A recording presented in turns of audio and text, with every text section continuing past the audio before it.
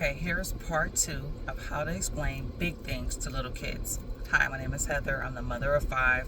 I have 5 children. Ages range from 21 to 14 to 11 to a set of twins, boy and girl, that are 9 years old. So how do you explain things to big kids? A big topic like spiritual warfare. Okay, that's a big one. We all know that there's good and bad in the world. Some of us say God versus evil in the world.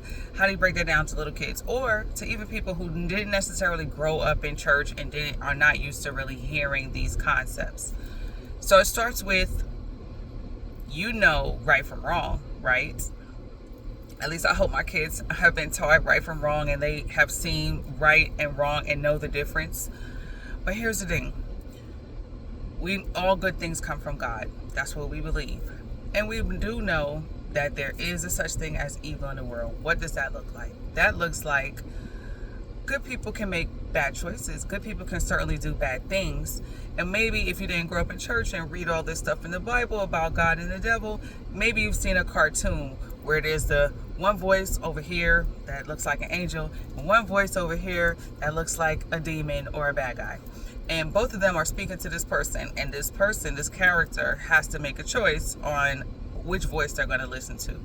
That is a lot like what spiritual warfare is. Now, as Christians, we believe that that bad voice or that evil is not coming from within us. We don't believe that the devil can get in us, but we do know that we can be influenced by what he says in our ears. So what I teach my kids is, if you hear a voice in your head that's telling you to do something that you know is wrong, you know where that voice is coming from. If you hear a voice in your head or that's coming from inside you, it's not an audible voice that's hitting your ears. This is a voice that you feel more than you hear. But you understand what that voice is communicating to you. Is that voice telling you to do something good or something bad? If that voice is telling you to do something bad, it's probably the devil. Could also be coming from within you. You know, like my old pastor used to say, if you're hungry, lonely, or tired, or angry, that voice could be coming from within your body that's making you react a certain type of way. We've all been hangry with low blood sugar. That's coming from your body. But we've all been in situations where you heard a voice to tell us to cut somebody out, and you know where that voice is coming from. Let's just say that. But we've all seen real evil in the world too. My kids watch the news. They've seen school shootings. They've seen really horrible things happen in the world on the news. And they always ask me, what is going on? What does that mean? Why is this happening? And I have to explain to them that there's evil in the world.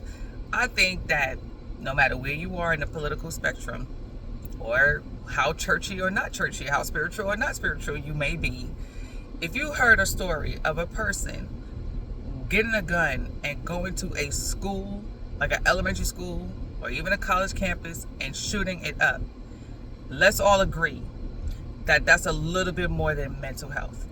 Because we've all seen people with mental health issues. You know, here where I live, we have a bunch of people with mental health issues. They always hang out under the bridge. They're typically not bothering nobody. We all seen people walking down the street talking to themselves.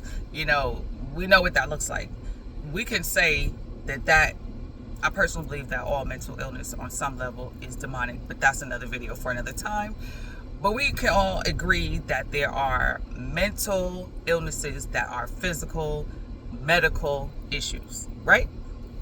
But we also have seen some people do some things that, I don't care how imbalanced your brain chemistry is. That's not a chemical imbalance. That's evil. When you get a gun, load it up, write some kind of note, and go into a school and shoot the place up. That's evil, in my opinion. So I explained to my kids that the voice that they chose to listen to, and if you read their manifesto or their diary or their posts, you can even read the evil. You know that's not a human that woke up one day and decided that that's how they was going to behave. We know that person probably had a voice either in their ear or in their body that was telling them to do something really, really bad. My opinion is possession means the devil is in you and has you. We do believe that Christians, real Christians, don't get possessed, meaning the devil can't get in you, because if you have the Holy Spirit in you, the devil can't get in there too. Another story for another time.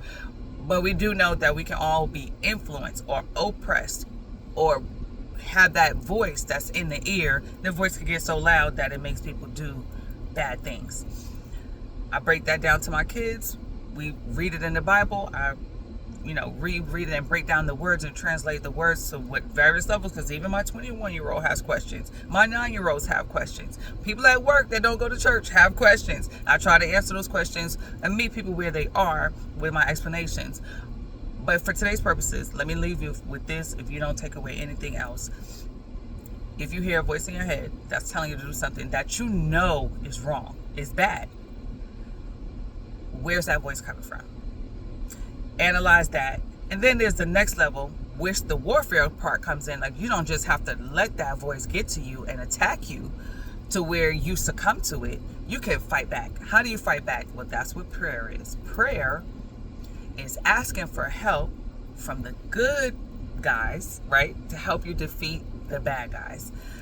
And these are invisible things that you can't see. Now here's where my non-Christian people or people who didn't grow up church think I sound like a crazy lady. Here's where we get spooky. But there are things in the world that we see, and there are things in this world that we can't see. Prayer is in asking for help from the good guys, asking for help from God to help you defeat the bad guys.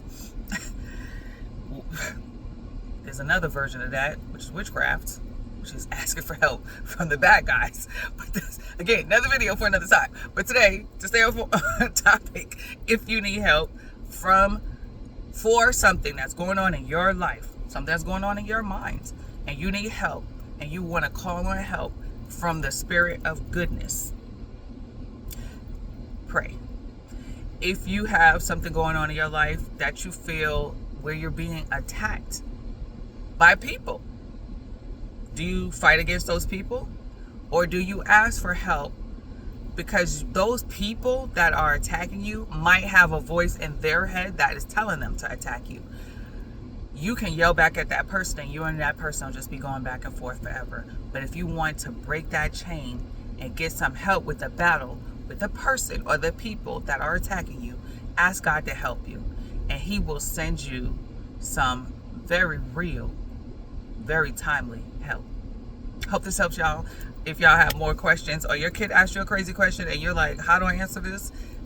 Put that question in the comments, and I'll do my best to deliver you what I try to tell my kids.